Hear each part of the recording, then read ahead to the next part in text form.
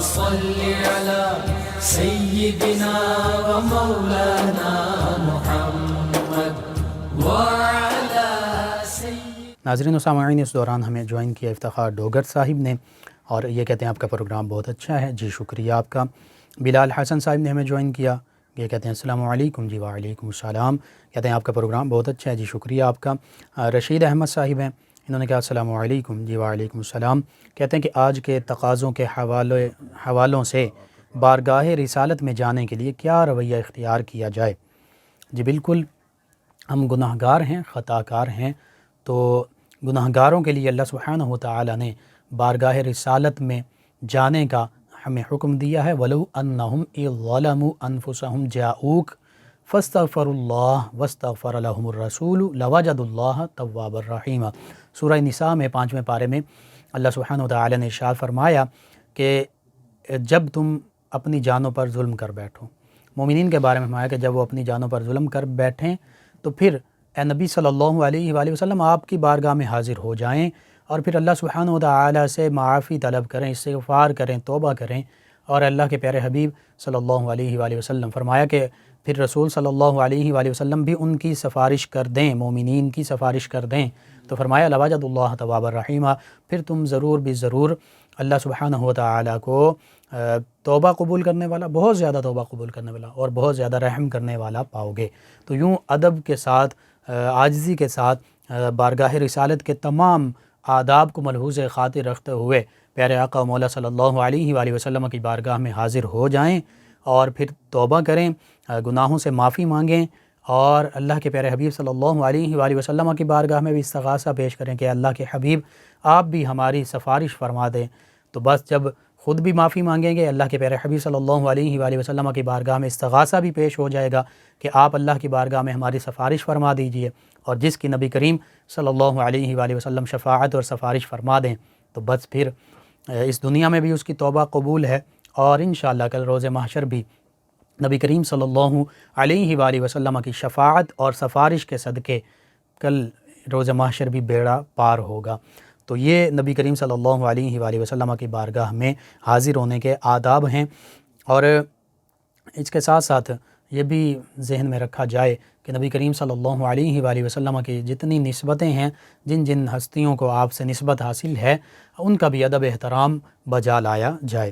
شفقت صاحب ہیں، انہوں نے کہا السلام علیکم. جی وعلیکم السلام. کہتے ہیں سیدنا ابو ہریرہ رضی اللہ عنہ، ان کا اصل نام بھی بتا دیں اور سجدہ تلاوت کا مکمل طریقہ بتا دیں. جی میں عرض کرتا ہوں، ان کا اصل نام غالباً عبد الرحمن ہے، اور سجدہ تلاوت کا مکمل طریقہ یہ ہے کہ جب آپ تلاوت کر رہے ہوں تو پھر وہ جگہ بھی پاک ہو تو آپ کعبۃ اللہ کی جانب رخ کر کے سجدہ کیجئے، اس میں اللہ کی پاکی جو ہے وہ بیان کیجئے، سبحان ربی الاعلی 3 مرتبہ کہہ لیجئے.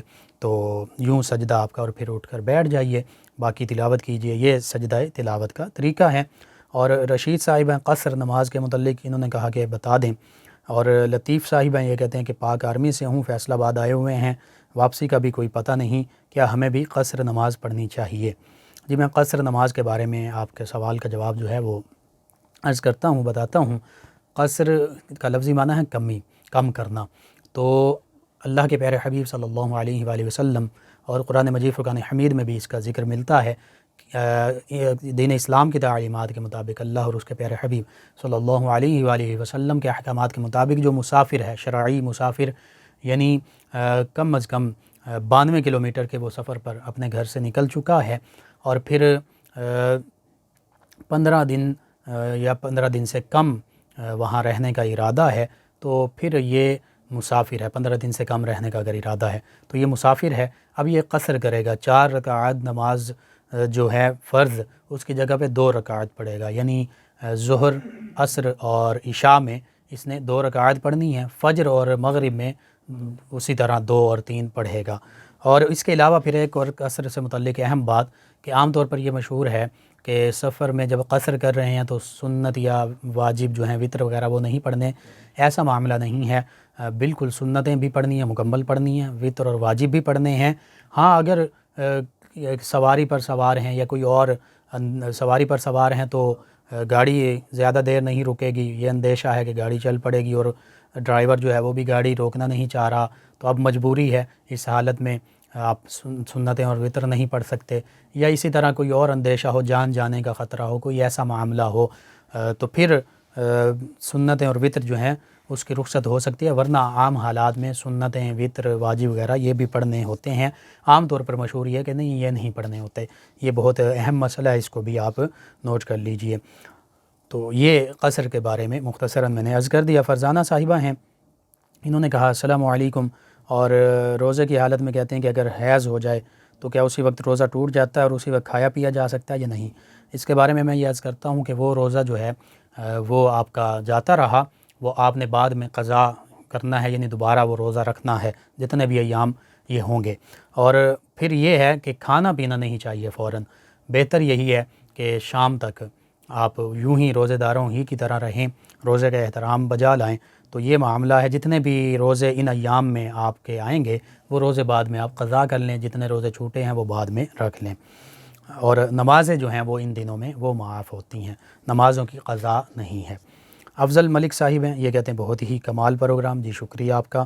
سونیا صاحبہ ہیں، کہتی ہیں کہ کوئی گناہ جانے انجانے میں ہو جائے تو اس کی معافی کیسے ملے گی؟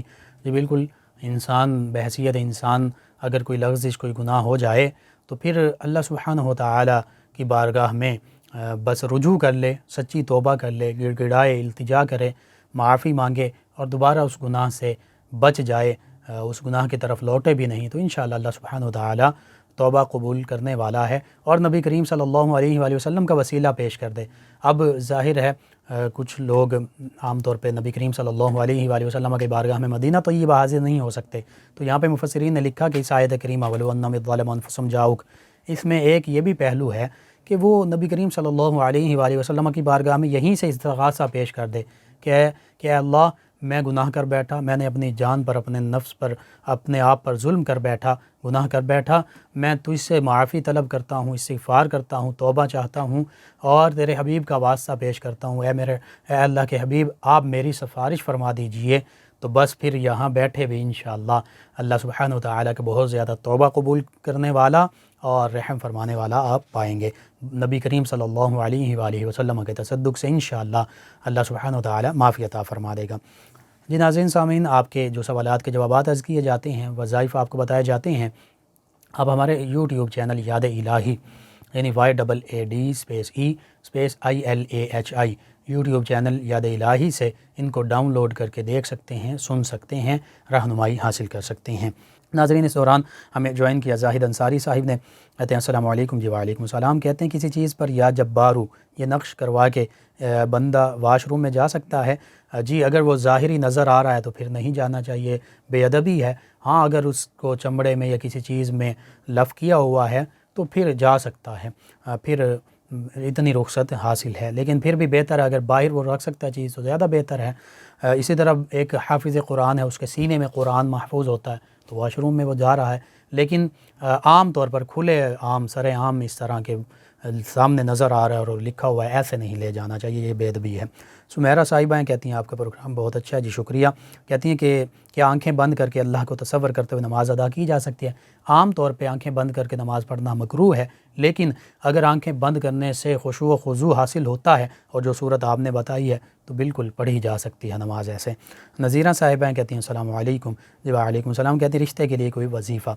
جی سورہ آل عمران یہ آیت مبارکہ 9 میں روزانہ عرض کرتا ہوں، اس کو کثرت سے پڑھیے، 313 مرتبہ، جمعۃ المبارک کے دن پڑھیے، انشاءاللہ اللہ تعالیٰ اسباب پیدا فرما دے گا۔ اعجاز حسین صاحب ہیں، کہتے ہیں السلام علیکم۔ جی وعلیکم السلام۔ کہتے ہیں شوگر کا مریض روزہ رکھ سکتا ہے؟ جی اب یہ اس میں اس کو خود پتہ ہے کہ ویکنس تو نہیں ہوتی، یا اس کا ڈاکٹر وہ ہو جسے اسلامی تعلیمات اور روزہ کی اہمیت کا بھی پتہ ہو، اور اگر وہ کہتا ہے کہ روزہ رکھنے سے آپ کی شوگر لو ہو جائے گی یا بہت زیادہ ہائی ہو جائے گی، دونوں صورتوں میں نقصان ہوتا ہے، خدا نخواستہ مہلک ہے، تو پھر آپ روزہ چھوڑ سکتے ہیں۔ لیکن اگر زیادہ ایسی شدید صورتحال نہیں ہے تو آپ کا معالج اگر اجازت بھی دیتا ہے تو پھر آپ روزہ رکھ سکتے ہیں۔ محمد عارف صاحب ہیں، یہ کہتے ہیں زوال کے وقت قرآن پاک کی تلاوت کی جا سکتی ہے؟ نہیں جی بالکل قرآن پاک کی تلاوت کی جا سکتی ہے، سجدہ کرنا، نماز پڑھنا، یہ نوافل پڑھنا یہ اس وقت منع ہیں۔ 3 اوقات ہیں، طلوع آفتاب، غروب آفتاب اور زوال، کیونکہ یہ جو سورج کی پوجا کرنے والے ہیں ان سے مشابہت ہو سکتی ہے، من تشبہ بقوم فہو منہم، جو کسی قوم سے مشابہت اختیار کرتا ہے وہ انہی میں سے ہوتا ہے، یہ حدیث مبارکہ میں۔ تو وہ چونکہ ان 3 اوقات میں سورج کو سجدہ کر رہے ہوتے ہیں تو اس وجہ سے ان سے مشابہت نہ ہو جائے، اس وجہ سے منع کیا گیا ہے، سجدے کو حرام قرار دیا گیا، نماز نہیں پڑھی جا سکتی، لیکن قرآن کریم کی تلاوت کی جا سکتی ہے۔ ناظرین و سامعین، آپ کے سوالات کے جوابات یوٹیوب چینل یاد الہی سے آپ انہیں ڈاؤن لوڈ کر کے دیکھ سکتے ہیں۔ یوٹیوب چینل یاد الہی کو سبسکرائب بھی کیجئے، لائک بھی کیجئے، کمنٹس بھی کیجئے۔ پروگرام کا وقت ختم ہوا چاہتا اللهم صل على سيدنا ومولانا محمد